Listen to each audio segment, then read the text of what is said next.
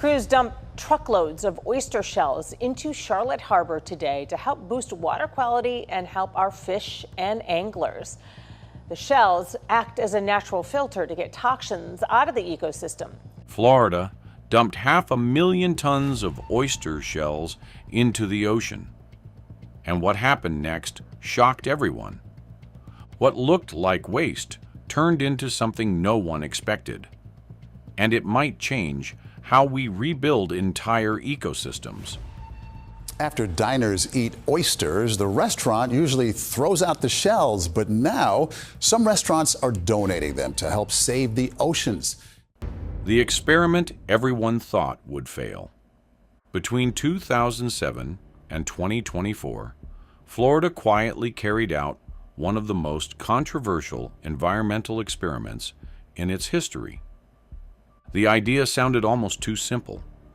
Collect discarded oyster shells from restaurants and seafood plants, load them onto barges, and dump them offshore into the Gulf of Mexico near Cedar Key.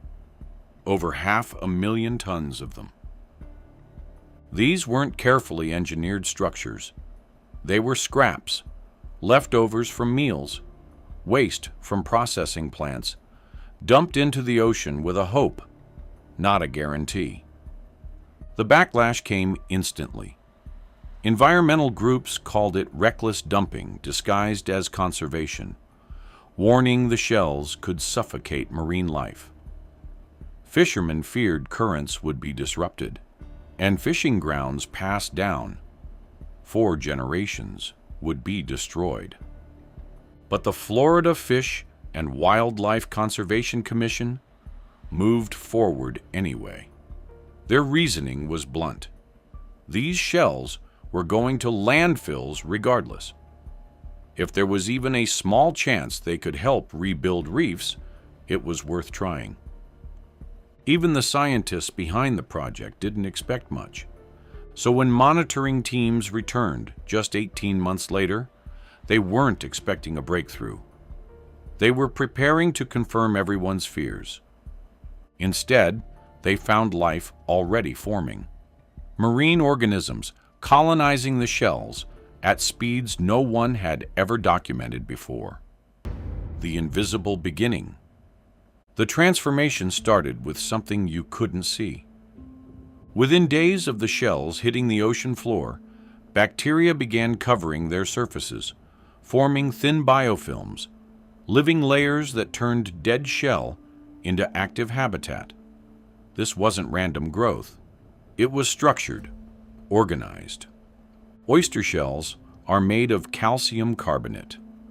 As they dissolved in seawater, they released calcium ions, creating tiny chemical zones that made it easier for barnacles, tube worms, and juvenile oysters to attach and grow. The shells weren't just providing space. They were actively creating the conditions needed for life. Microalgae and diatoms followed, forming the base of a food web. Tiny crustaceans followed. Then larval mollusks. Each layer built on the last, creating a self-sustaining system that grew stronger with every new organism added.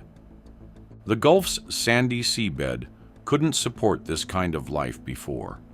Sand offers no structure, no chemical support, no stability. But the shells bypassed that limitation entirely. Within 6 months, what looked like lifeless debris had become a fully functioning, microscopic ecosystem. The return of the oysters. For decades, Florida's oyster reefs had been collapsing. Overharvesting, pollution, and coastal development had wiped out vast areas of natural reef systems. Without those reefs, oyster larvae had nowhere to settle. The entire cycle had broken. The dumped shells changed that almost immediately. Oyster larvae, called spat, drift through ocean currents, searching for something solid to attach to. For years, they found nothing. Now, suddenly, there were entire fields of it. Within the first year, Juvenile oysters attached in numbers far beyond expectations. By year 2, those oysters had matured and were producing larvae of their own. The cycle had restarted.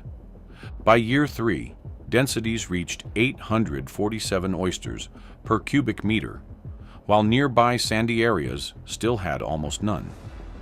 As oysters grew and died, their shells became new substrate for the next generation. The reef wasn't just existing, it was expanding. Even a local fishing captain who had strongly opposed the project watched schools of fish gathering around the reefs and admitted he was wrong. When the fish came back, the moment structure appears in the ocean, fish find it. Within 2 years, fish populations around the reef sites exploded. Biomass increased by over 340%, and species diversity jumped by 280%. These reefs were producing life, not just attracting it. Juvenile fish born and raised in these new habitats were surviving in places that previously couldn't support them. Redfish, sheepshead, flounder, snook, they all returned. Octopuses moved in. Sea turtles returned. Dolphins began hunting along the reef edges. Local economies felt it too. Fishing improved. Tourism increased. Businesses around Cedar Key reported real financial growth tied directly to the reefs, the ocean's natural filter system. But the reefs weren't just creating habitat. They were cleaning the water. Each adult oyster filters 30 to 50 gallons of water every single day. Multiply that by hundreds of thousands of oysters and you have billions of gallons being cleaned daily.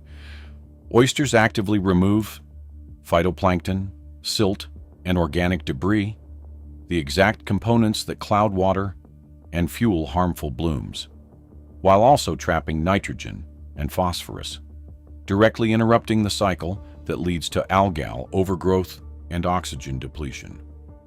Clearer water allowed sunlight to reach deeper. Seagrass beds began recovering in areas previously too murky to support them. Those seagrass roots stabilized loose sediment, reducing resuspension from currents and waves. It created a feedback loop. Cleaner water led to more plant growth, and more plant growth led to even cleaner water. The ecosystem wasn't just improving, it was regulating itself again. The storm that proved everything. Then came the ultimate test. In 2017, Hurricane Irma hit Florida's Gulf Coast with devastating force. But areas protected by oyster reefs experienced 30 to 40% less erosion compared to unprotected shorelines. The reefs acted like natural barriers, their uneven, layered structure disrupting wave patterns and breaking energy into smaller, less destructive forces before it reached land. After the storm, fresh oyster larvae settled onto damaged areas, accelerating recovery. Every disturbance created new surface area for growth. Engineers estimated the reefs prevented around $3 million in damage during that single storm, nearly covering the cost of the entire project. A living system that keeps growing. By the early 2020s, the reefs had grown beyond their original boundaries, doubling in size without any human help. This expansion followed the oyster life cycle itself. Each generation settled, matured, and left behind shells that became the foundation for the next, creating vertical layering and outward spread. As complexity increased, so did biodiversity, small crevices housing juvenile fish, larger gaps supporting predators, different organisms occupying different layers simultaneously. Researchers also noticed the reefs were storing carbon, not just in oyster shells, but in surrounding sediments where organic material became trapped and buried. adding a climate dimension to what began as a restoration effort.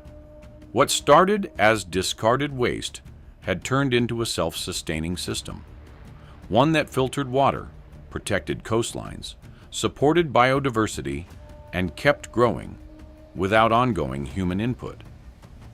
This wasn't a project that needed maintenance. It was a system that maintained itself. 500,000 tons of oyster shells were dumped into the ocean, with no certainty anything good would come from it. And yet, they built something alive. This might just change how we restore oceans around the world. Because sometimes, the solution isn't building something new. It's giving nature the chance to rebuild itself.